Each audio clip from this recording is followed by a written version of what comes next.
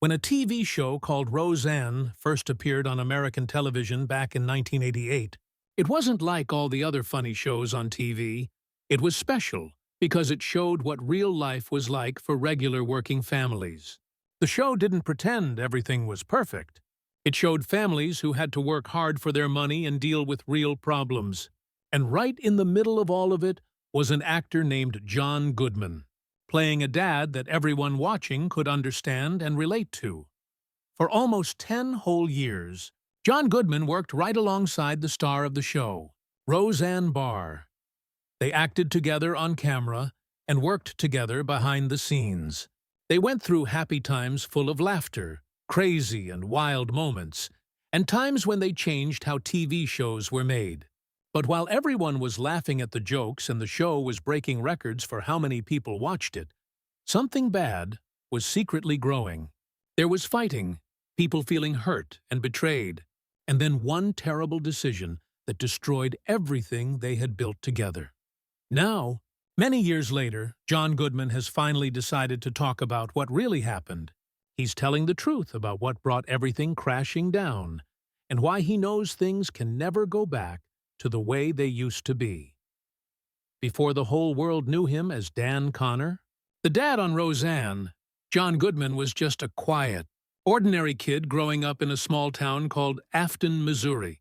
He was a boy whose life was shaped by losing someone he loved, feeling lonely, and always trying hard to find where he belonged and fit in. John was born on June 20th, 1952. When he was only 2 years old, something really sad and terrible happened to his family. His father, whose name was Leslie Goodman, had a heart attack and died. This left behind John's young mother and 3 children who needed to be taken care of. John's mother, Virginia, had to work incredibly hard to make sure the family had enough money to survive. She worked as a waitress in restaurants and as a saleswoman in stores. Sometimes she even had to work 2 different jobs at the same time, just so she could buy food and put it on the table for her kids to eat. But here's the thing about being sad and hurt on the inside. Those kinds of wounds don't heal as fast as problems with money do. John talked about this later when he grew up. He admitted that not having his father around left a big empty hole inside him that nothing else could ever quite fill up. "I grew up being afraid of everything," he said one time when he was being honest about his feelings. "I was afraid of being by myself and alone. I was afraid that I wasn't good enough." When John went to school, his life wasn't any easier there either. He was overweight, which means he was heavier than most other kids his age. Because of his weight, other mean kids would pick on him and bully him. He had a really hard time making friends and fitting in with the other students. Instead of having friends to play with, John found comfort in reading stories and comic books. The superhero characters from DC Comics and Marvel Comics became like his pretend teachers and mentors, even though they weren't real. He really looked up to and admired characters like Green Lantern because he was brave and had courage. He admired Batman for being smart and intelligent. He admired Captain America for being loyal and true to his friends. Those comic book characters taught him something really important and vital. They taught him that being strong isn't always about winning every fight or every game. Sometimes being strong just means getting back up and trying again after you fall down. John also joined an organization called the Boy Scouts, and that helped him a lot too. The Boy Scouts gave him a similar sense of having order and structure in his life, which made him feel like things made sense. He did really well and thrived when there were clear rules and discipline. In the Boy Scouts, he learned about being a leader, working as part of a team, and being resilient, which means bouncing back when things get tough. All of these qualities, these good parts of his personality, would later help define and shape his career as an actor. By the time John got to high school, his size, which had caused him problems before, finally started to work in his favor and help him. He became a really good football player, a standout on his team. He played as a lineman, which is a position where you need to be big and strong, and he had raw talent that hadn't been trained yet, plus tons of determination to succeed. Because he played football so well, His performance earned him something amazing, a scholarship to go to Southwest Missouri State University, which is now called Missouri State University. Getting a scholarship seemed like a dream that had finally come true for this small-town kid who had always felt like people overlooked him and didn't notice him. But here's the sad truth about dreams. Sometimes they can collapse and fall apart in just an instant, in just a single moment. In 1970, during his very first year at the university, something terrible happened. John tore his ACL, which is a really important part of your knee that helps you run and move. This was a devastating and horrible injury that ended his football career before it really even got started. Losing football hit him harder and hurt him more than he ever expected it would. Without being able to play football anymore, he felt like he had no direction in life, no plan for his future, and no identity or sense of who he was supposed to be. Then, almost completely by accident and luck, John wandered into the university's drama department, which is where students learn about acting in plays and performing on stage. A friend convinced him and talked him into auditioning for a play, which means trying out for a part. He got cast in a small role, which meant he only had a few lines to say. But something magical and special happened that night when he was up on the stage performing. He felt the rush and excitement of performing in front of people. He heard the laughter of the audience watching him. He experienced the strange magic of becoming someone else, a different character. All of this filled him up inside with a sense of purpose and meaning that he hadn't felt since way back when his father died. "I was smitten," John said later, which means he fell in love with acting. "I knew right then and there that I'd found what I wanted to do for the rest of my entire life." At Missouri State University, John studied drama and learned all about acting. He studied alongside other students who would also become famous stars one day, like Kathleen Turner and Tess Harper. Being surrounded by all this talent and passion, John finally found a community, a group of people who accepted him for who he was.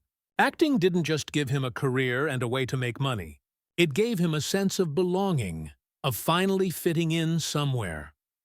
When John graduated from college in 1975, he decided to take a huge leap of faith and do something really brave and scary.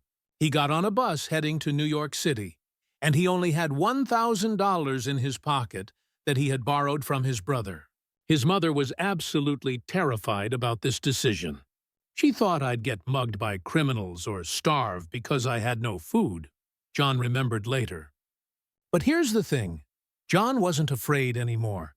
He had found his courage. New York City in the middle of the 1970s was a gritty place, which means it was rough and kind of dirty and dangerous. But it was also alive with artistic energy and creativity. People who wanted to be actors, painters, musicians, and artists all came there to follow their dreams. John rented a cheap apartment in a neighborhood called Hell's Kitchen, which was a rough area that kind of matched his own rough edges and tough background. The early years of trying to become an actor in New York were really hard. John went to endless auditions, which means he kept trying out for different parts in plays and shows. But he faced constant rejection, which means people kept telling him no over and over again. He spent long nights working odd jobs, which are just whatever jobs he could find, just to survive and pay for food and rent. He worked as a waiter in restaurants, carrying food to tables. He sold tickets at theaters and other places.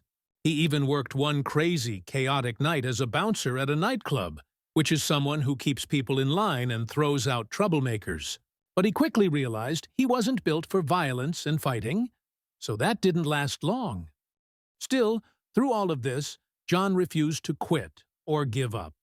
His big breakthrough, his first success, didn't come in Hollywood making movies. It came on stage and theater. John threw himself completely into off-Broadway productions, which are smaller plays in New York that aren't in the big famous theaters. He also did dinner theater, where people eat dinner while watching a show, and small-town plays all across the country, in different cities and states. The work wasn't glamorous or fancy, But it was honest work. And with each play and each role, he was building something important. Each role he played, no matter how small or unimportant it seemed, made him sharper and helped him develop better instincts. It also deepened his understanding of humanity, which means he got better at understanding people and what makes them tick. By the early 1980s, after many years of hard work, the man who once thought he'd never fit in anywhere had become one of the most reliable and dependable actors in the entire New York theater scene. People knew they could count on John Goodman to do a good job. He didn't know it at the time, but every single line he memorized, every rehearsal where he practiced, and even every rejection where someone told him no was quietly preparing him and getting him ready for something big. All of this was preparing him for the role that would define his entire life, playing a working-class husband named Dan Connor. By 1987, John Goodman had spent over a whole decade, more than 10 years, working in obscurity, which means working without being famous or well-known. He had appeared in off-Broadway productions and regional theater, which are plays done in different parts of the country. He had also gotten a handful of small roles in movies, but these roles barely paid enough money to cover his bills. He wasn't a star yet, not at all.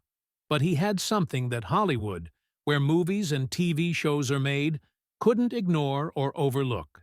He had authenticity, which means he seemed real and genuine. What made John Goodman special was his warmth, the way he made people feel comfortable. He had great timing, which means he knew exactly when to deliver a joke or a line. And he had this amazing ability to make ordinary, regular people feel extraordinary and special. All of this set him apart and made him different from other actors.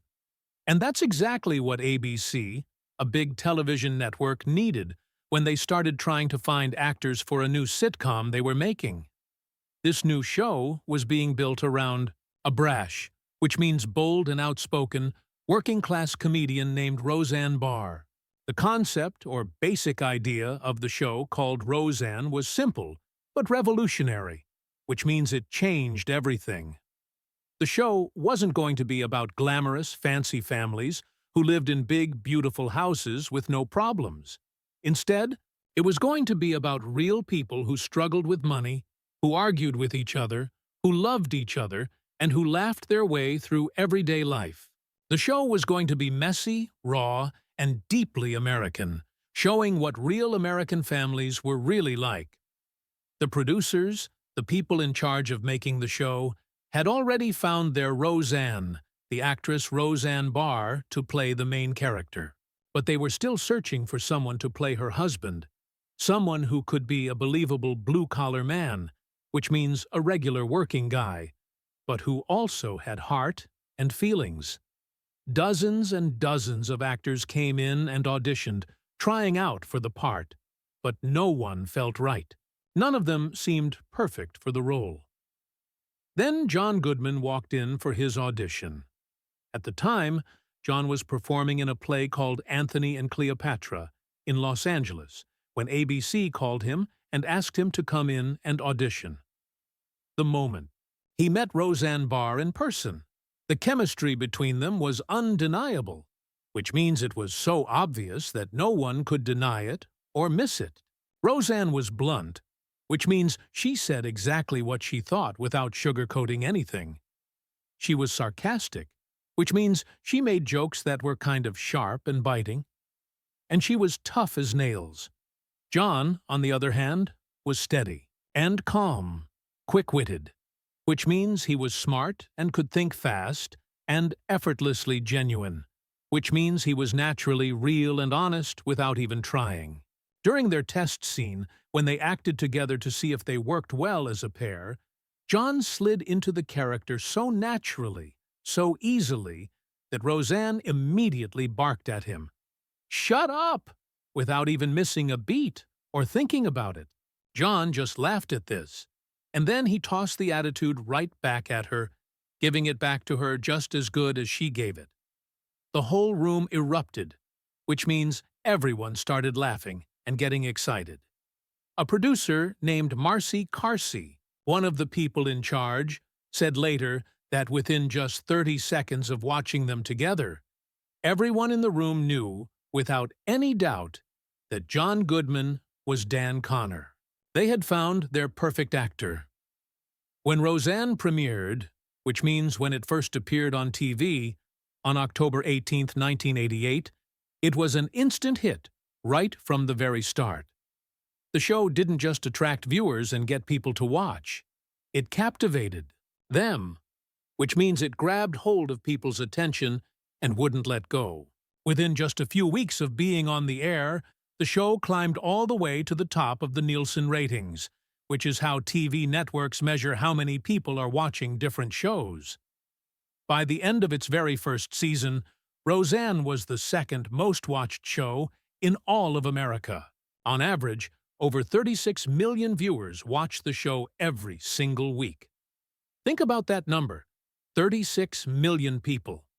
Audiences saw themselves in the Connor family. They saw themselves in the bills the family had to pay, the kids and their problems, the arguments and fights family members had, and the exhaustion of working hard every day. And John Goodman's portrayal, his acting, and the way he played Dan was the heart of it all, the center of everything. Dan Connor wasn't a perfect dad who never made mistakes, but he was real, and that's what mattered. He was patient and understanding one moment, and then stubborn and set in his ways the next moment. But through it all, he was always grounded in love, which means his love for his family was always the foundation of everything he did.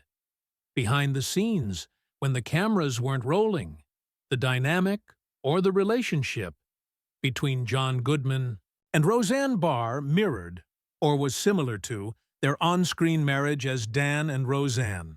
They were playful with each other, full of passion about the show, and sometimes explosive, which means they would have big blow-ups and fights. Roseanne Barr was a comedic force, which means she was incredibly powerful and talented at making people laugh. But she was also fiercely protective of her vision, which means she wanted to control exactly how the show was made and what it was about. She wanted creative control, to be the boss of the creative decisions. This meant she often clashed and fought with the producers and writers who were also working on the show. Early in the show's run, when it was just starting out, Roseanne had a notorious feud, which is a famous and serious fight, with the series creator, a man named Matt Williams. They fought over authorship, meaning who should get credit for creating the show, and over the direction the show should go in. The fight got so bad that Roseanne actually threatened to quit the show entirely. When she did this, John Goodman, along with actors Laurie Metcalf and George Clooney, sided with her, which means they took her side and supported her.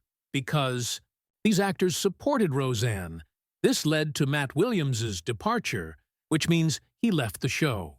This marked the beginning of Roseanne having full command, full control over the show. She was now the boss. This was a risky move, a gamble that could have gone either way. On one hand, Roseanne's instincts, her natural feelings about what was funny and what would work, kept the show sharp and relatable, which means people could relate to it. On the other hand, her dominance, her being in complete control, made the set, the place where they filmed the show, increasingly tense, which means more and more stressful and uncomfortable. Tom Arnold, who was Roseanne's boyfriend at the time and later became her husband, began influencing decisions about the show. His presence, just him being there and involved, created new divisions within the team, which means it created splits and disagreements among the people working on the show. Still, through all of this chaos, John Goodman held the middle ground. While other people came and went, joining the show and then leaving, John stayed focused on his work. He found a way to balance humor with professionalism, which means he kept things funny, but also acted like a professional who takes his job seriously. John's consistency, the fact that he showed up and did good work every single day, paid off and brought him rewards. Between 1989 and 1995, for 7 years in a row, John Goodman received 7 consecutive Emmy nominations for Outstanding Lead Actor in a Comedy Series. Emmy nominations are when you get recognized and honored as one of the best actors on TV. Though he never actually won an Emmy Award for his work on Roseanne, he did take home a Golden Globe Award, which is another important acting award, for Best Actor in 1993. When John gave his acceptance speech after winning the Golden Globe, he made a joke. He said, "I'd like to thank my personal trainer, but I don't have one." This was funny, because people usually thank their personal trainers who help them exercise and stay in shape. But John was admitting he didn't work out with a trainer. That humility, that quiet self-awareness of making fun of himself, was exactly what made him so beloved, which means people really loved him.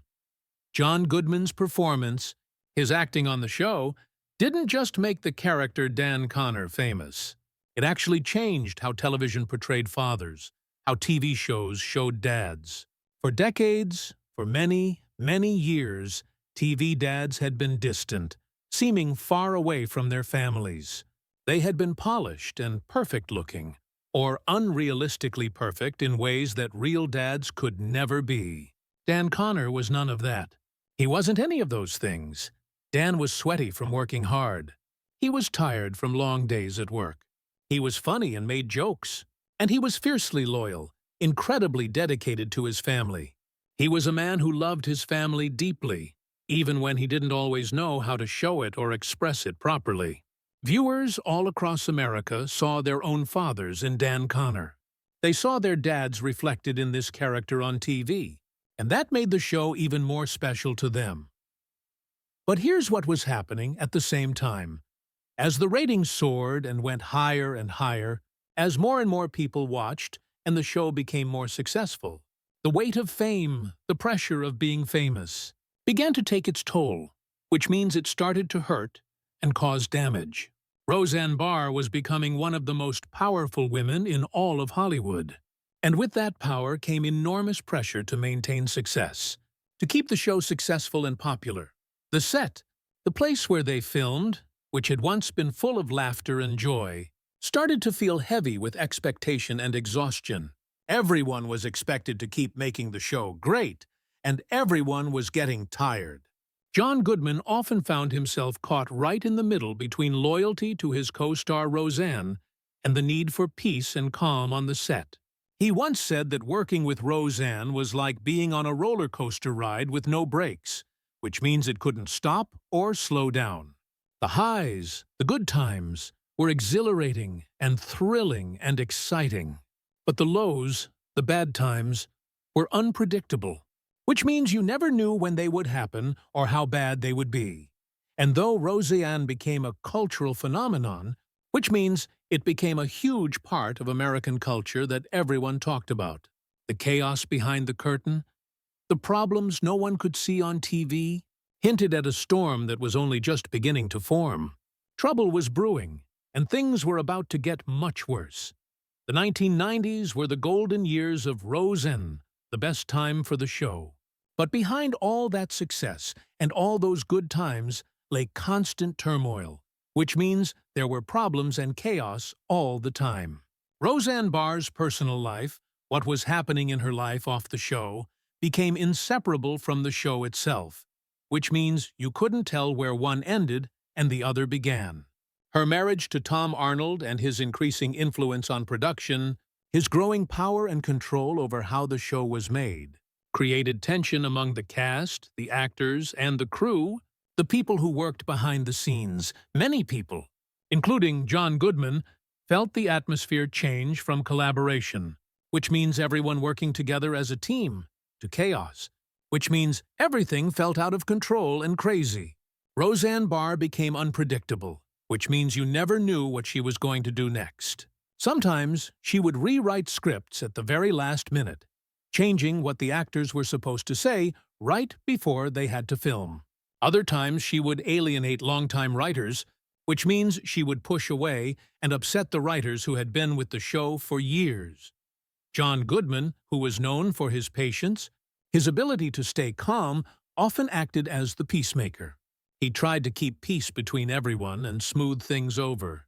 He admired Roseanne Barr's talent, her incredible skill as a comedian and actress, but he also struggled with her volatility, which means he had a hard time dealing with how her moods and behavior could change so quickly and dramatically. "She could be the funniest person you ever met," John recalled later, remembering those times. And then the hardest person to work with the very next day. By the mid-90s, the middle of the 1990s, both John and Roseanne were exhausted, completely worn out and tired. The series that had once united them, that had brought them together and made them a team, now felt heavy with expectation and fatigue. Everyone expected them to keep the show great, and they were all tired from working so hard for so many years. Still, through all of this, John Goodman's loyalty remained strong. He often defended Roseanne Barr publicly, out in the open where everyone could see and hear, even when critics, people who judged and criticized her, mocked her, and made fun of her.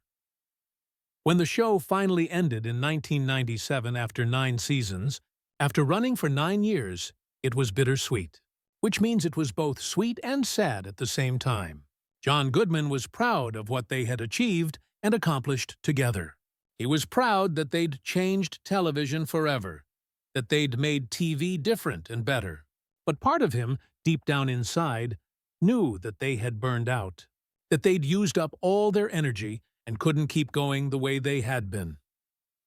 After Roseanne ended, John Goodman focused on working in films, making movies, and he proved his range beyond comedy, which means he showed he could do more than just funny roles.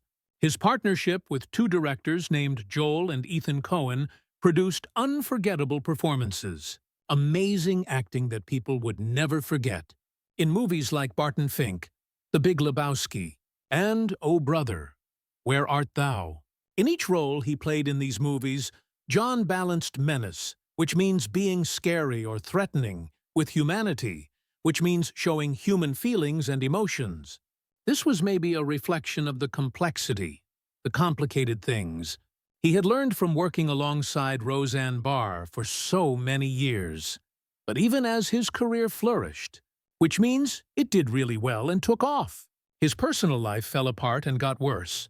John Goodman's drinking, his problem with alcohol, worsened through the 2000s, got worse and worse. "I was drinking at work," he confessed later, admitting the truth. "It was embarrassing. I had to stop." In 2007, John entered rehab, which is a place where people go to get help with addiction problems, and he got sober, which means he stopped drinking alcohol completely.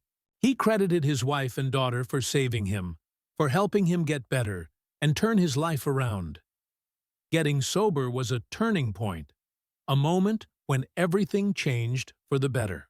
And in a strange way, it was also the beginning of closure for the man who had once embodied Dan Connor, who had become that character so completely. He was starting to heal and move forward. But a decade later, 10 years after that, fate would bring him back to that world of Roseanne. Only this time, tragedy was waiting for him. Something terrible was about to happen. In March 2018, something surprising happened. Roseanne returned to television after 21 years of being gone. Nostalgia, which is when people feel warm and happy thinking about the past, met new relevance, which means the show felt important and meaningful again for today's world. Fans were eager and excited to see Dan and Roseanne on their TV screens again. The premiere, the first episode of the new show, drew 18 million viewers, which means 18 million people watched it. This made it the highest-rated comedy broadcast in 4 years, which means it was the most-watched comedy show in a long time. John Goodman described going back to playing Dan Connor as like putting on an old pair of shoes, which means it felt comfortable and familiar. For a moment, a brief time, it felt like the magic had returned, like the old special feeling of the show was back. But that moment, that good feeling, didn't last very long at all. On May 29, 2018, just a few months after the show came back, Roseanne Barr posted a tweet on Twitter, which is a social media website where people share short messages. In her tweet, she compared Valerie Jarrett, a former advisor to President Obama, to the Muslim Brotherhood, which is a political organization, and to Planet of the Apes, a movie about apes. The backlash, the angry reaction from people, was immediate and happened right away. People were furious and upset. ABC, the network that aired the show, acted within just a few hours. Channing Dungey, who was the president of ABC Entertainment at the time, released a statement, an official message, calling Roseanne Barr's words abhorrent, which means horrible and disgusting, repugnant, which means extremely offensive, and inconsistent with our values, which means it went against what ABC believed in. The show was canceled instantly, immediately, right then and there. John Goodman was blindsided, which means he was completely shocked and caught off guard. He had no idea this was going to happen. The cast, all the actors on the show, found out through the news, by watching TV or looking online like everyone else.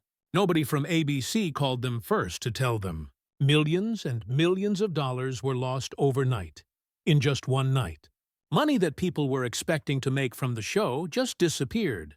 But for John Goodman, the financial hit, losing all that money, wasn't the hardest part.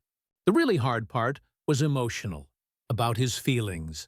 After decades, after many, many years of working alongside Roseanne Barr, he now had to watch her destroy everything they had built together in a single tweet, in just one short message posted online. In the days following the scandal, which is what people called this terrible situation, John Goodman remained silent. He didn't say anything publicly. He didn't give interviews or make statements. When paparazzi, which are photographers who follow famous people around, caught up with him in New Orleans, he quietly said just one thing: "I'd rather say nothing than cause more trouble." He wanted to stay out of it and not make things worse. But months later, after some time had passed, John finally spoke up and shared his thoughts.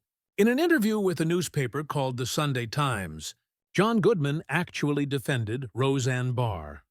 "I know for a fact she's not a racist," he said, telling people he didn't believe she hated people because of their race. It was a statement that shocked many people, that surprised a lot of folks. But for John Goodman, it wasn't about politics, about Democrats or Republicans or taking sides in that way. It was about loyalty, about being loyal to someone he had worked with for so many years. Still, that loyalty, that standing by Roseanne, couldn't undo the damage that had been done. It couldn't fix what was broken. Roseanne was over, finished, canceled. And it wasn't because of ratings, because people stopped watching. It wasn't because of creative decline, because the show wasn't good anymore. It was over because of words, things that were said, that could never be taken back, never be unsaid. In October 2018, just a few months after Roseanne was canceled, ABC announced something new, a spin-off show called The Conners. A spin-off is a new show that continues the story with some of the same characters. Roseanne Barr's character, the character named Roseanne Connor, was written out, which means they removed her from the show. The show explained that she had died from an opioid overdose, which is when someone takes too much of a certain kind of drug. John Goodman returned as Dan Connor, going back to playing the character he knew so well. He was joined by Laurie Metcalf, Sarah Gilbert, and other original cast members, actors who had been on the first show. Many people doubted the show could survive, thought it couldn't keep going, without its namesake, without the person the show was named after. But against all odds, even though people didn't think it would work, The Conners became a modest success, which means it did okay. Not amazing, but pretty good. The show ran for 7 seasons until 2025, which is quite a long time. John Goodman poured himself into the role again, put everything he had into playing Dan Connor once more. This time, he was playing a widowed Dan, which means Dan, whose wife had died, showing quiet grief and resilience, which means strength in facing sadness. Off camera, though, when he wasn't acting, his relationship with Roseanne Barr was broken beyond repair, which means it was so damaged it couldn't be fixed. In interviews with newspapers and magazines, John admitted they hadn't spoken, hadn't talked to each other at all, since her firing, since she was kicked off the show. "We haven't talked for about 7 or 8 years, he told The Hollywood Reporter, which is a magazine about show business. "I'd rather doubt if she wants to talk to me," he added. Thinking she probably didn't want to hear from him, Roseanne Barr, for her part, confirmed the distance between them, saying yes, it was true they weren't talking. In 2024, she told Fox News Digital, a news website, "No, I'm not friends with none of them. They're all in the past. We don't talk." She even lashed out at the remaining cast, which means she said angry, hurtful things about them. She said they messed it all up with their greed and stupidity, blaming them for wanting money and for being dumb. Still, when John Goodman talked about Roseanne Barr, he spoke only with warmth, with kindness and good feelings. "She made me laugh, and I made her laugh," he said, remembering the good times. It was a special time. That mix of affection and regret, feeling both love and sadness, captured everything about their relationship. The brilliance, how amazing it was, and the tragedy, how sad it became. By 2025, as the Connors ended after 7 seasons, after 7 years of being on TV, John Goodman reflected on its legacy, thought about what the show meant and what it left behind. "It's hard," he said in an interview with People magazine. "I'm old and resistant to change," which means he doesn't like when things change because he's used to things being a certain way. "It went by so fast. It feels like it started 2 weeks ago," he said, explaining how quickly time seemed to pass. John understood now, finally got it in a way that few other people did. He understood that Roseanne wasn't just a show, wasn't just a TV program people watched for entertainment. It was a mirror of a country, a reflection of America, showing people's real lives. It was from a time when people saw themselves in the Connor family, when they looked at the Connors and saw their own families. And though the show ended in scandal, in controversy and anger and hurt, the truth about why it really ended was simpler and sadder than all the drama. It ended because people changed over time. It ended because fame, being famous, broke friendships apart. It ended because some things, once they're broken, can't be repaired or fixed, no matter how much you might want them to be. In the end, John Goodman never blamed Roseanne. Not fully, not completely. He didn't point his finger at her and say it was all her fault. He only mourned what was lost, felt sad about what they had together that was now gone. He missed the laughter they shared. He missed the trust they used to have. And he missed something that once felt like family, like they were all part of the same family. So now we want to know what you think about all of this. Do you think Roseanne could ever return in any form? Could the show ever come back in some way? Or is its legacy, what people remember about it, forever sealed and locked up by controversy, by all the bad things that happened? Let us know what you think in the comments section below this video. And don't forget to like this video if you enjoyed it, share it with your friends who might want to watch it, and subscribe to our channel for more true Hollywood stories about what really happens behind the scenes with famous people and TV shows.